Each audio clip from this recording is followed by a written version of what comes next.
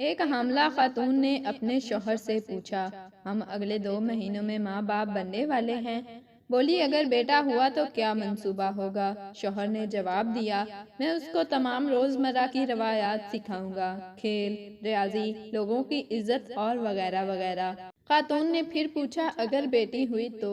شوہر نے جواب دیا، میں اسے کچھ نہیں سکھاؤں گا بلکہ میں اس سے خود سیکھوں گا، میں غیر مشروط محبت سیکھوں گا۔ میری بیٹی یہ کوشش کرے گی کہ وہ میری پرورش اپنے ایک مخصوص زاویہ نگاہ سے کرے، بالوں کو کنگھی کرنے سے لے کر ڈریسنگ تک، ابتدائی گفتگو سے لے کر انتہائی گفتگو تک، نیز کہ وہ میرے ہر کام کو اپنے زاویہ نظر سے تربیت کرے گی۔ وہ میرے لیے دوسروں سے لڑے گی، مباحثہ کرے گی، اس کی خوشی اور غم میری طبیعت پر منحصر ہوں گے۔ خاتون نے پھر پوچھا کیا بیٹا یہ سب کچھ نہیں سکھائے گا آپ کو؟ شوہر نے جواب دیا، بیٹے میں یہ ساری خصوصیات ڈالی جاتی ہیں لیکن بیٹی ان خصوصیات کے ساتھ پیدا ہوتی ہے۔